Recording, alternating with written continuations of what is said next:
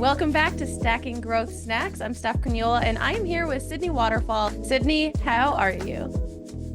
I'm doing great. You're wearing your marketing hat today. I am. I figured it was fitting for our conversation today.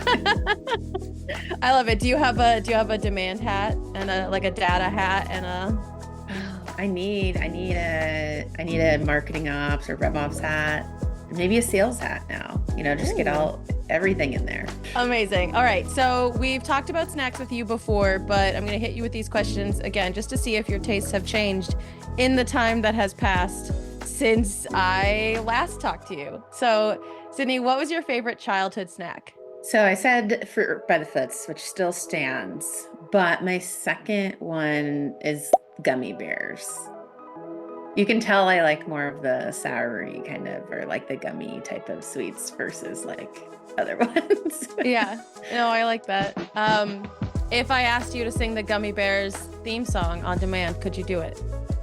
Oh my gosh, I don't think so, to be honest with you. You said Gummy Bears and all of a sudden it was playing in my head. So I guess just me. Can you sing it? Yeah, gummy bears bouncing here and there. Da, da, da. There are other words, but that's the gummy bears.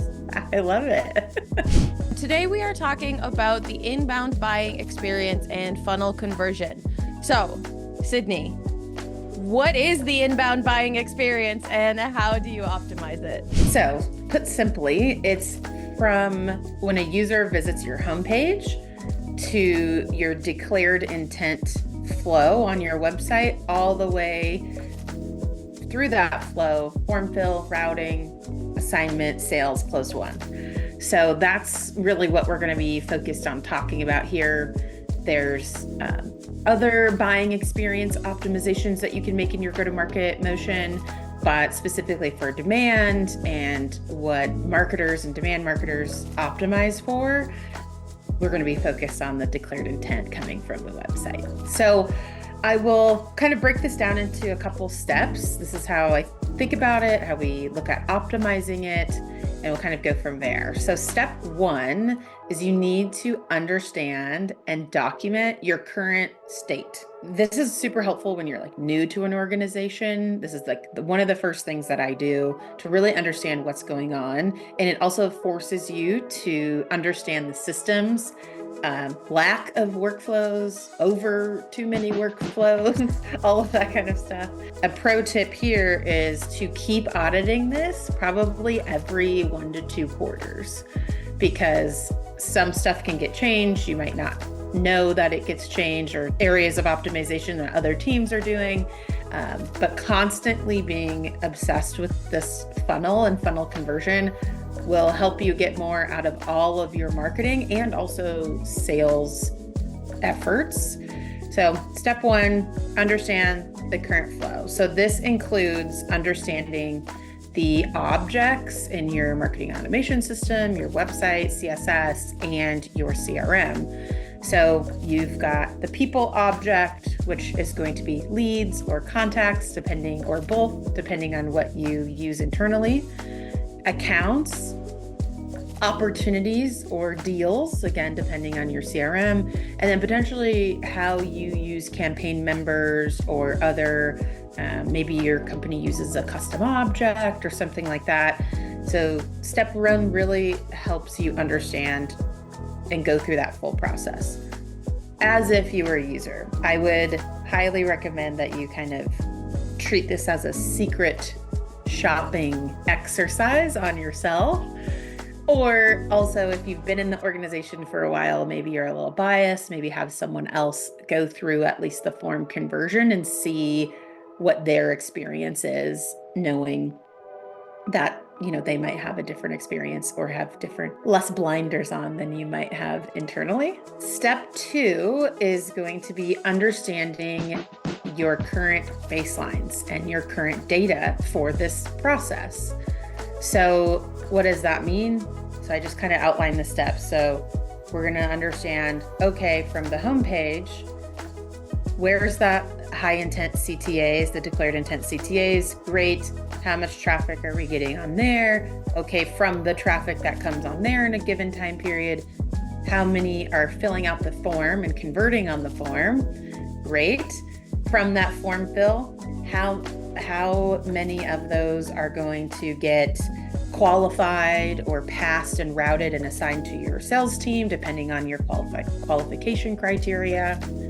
And then from there, there's sales handoff. How quickly is the meeting getting booked? How quickly is sales outreaching to them? How quickly is the meeting happening? And then through further states of your funnel, meaning opportunity creation and your opportunity stages, all the way to close one. So you want to have all of the data, understanding each of those kind of funnel conversion points, because then you'll know where to diagnose, what your baseline is, and then if you implement something to improve it, which I'm sure we will talk about soon, you will understand if you've actually improved it or not. So thinking of improvement, what are some of those core KPIs that you want to be measuring specifically? All right, I'll go through some of the core KPIs to understand how to optimize your funnel. There's going to be quite a lot. It might seem too much, but I think if you break it down by these conversions, you'll be really able to diagnose what area of the funnel you need to focus on, and then create initiatives that are hyper focused on just fixing that versus a broad initiative that's like, let's just increase our win rate. It's like, where do we even start? So, okay, core reporting KPIs. So first off, it's going to be your volume of declared intent conversions. So this is just raw number of conversions that you're getting. So most likely form fills, chat fills, whatever those conversion points are on the website. You're going to want to monitor that like monthly and quarterly, and you're going to want to look back for all of these if you can, at least 2 to like 8 months. If you could get a whole year's worth of data, that's great, but depends on what you're working with. The second one is going to be volume of qualified declared intent conversions. Third, volume and dollar amount of the qualified pipeline associated to those form fills and conversions. The fourth, volume and, again, dollars of closed one. So those are like the 4 high level KPIs that you want to measure. Then underneath that, I'm going to go into like 10 different sub KPIs that you should be looking at. So number 1 is meeting requested to meeting booked. So if they're filling out, for example, a book a demo form, they're really requesting a meeting, and how many of those actually get booked or AKA scheduled. Second one, meetings booked to meetings attended.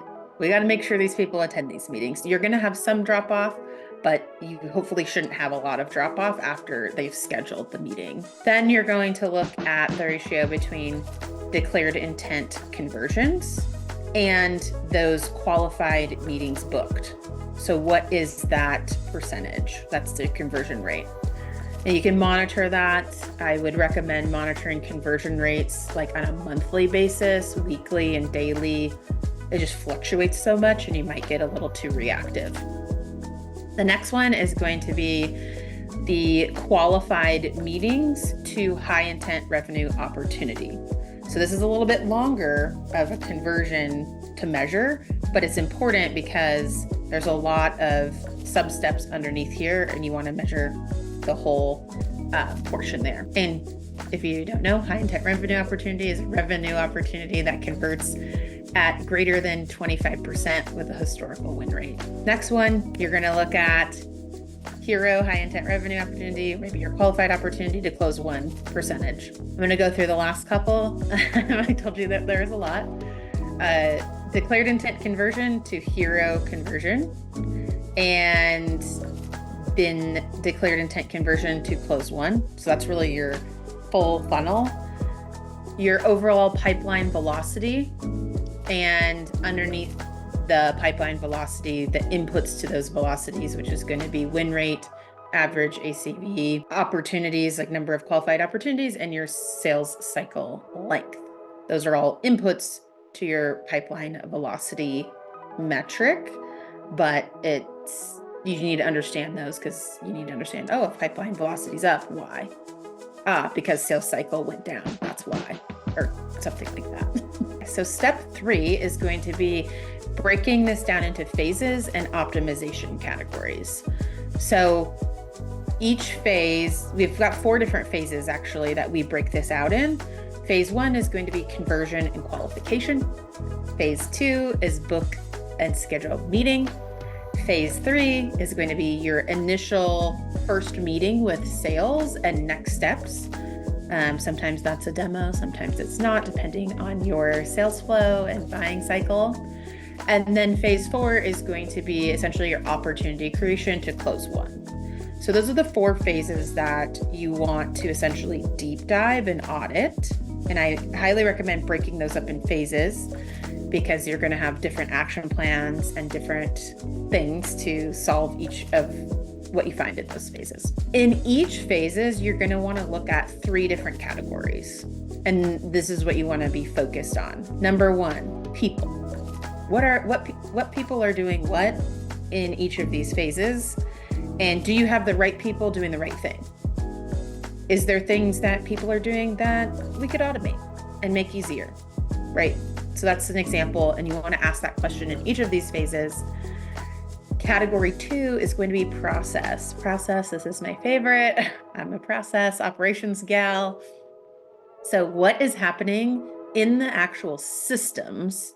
Normally there's multiple systems that the buyer is using, internally you are using. What is happening on the back end in the systems that is making all of this work, or maybe not work so well? And then category 3, which everybody loves to debate, is technology.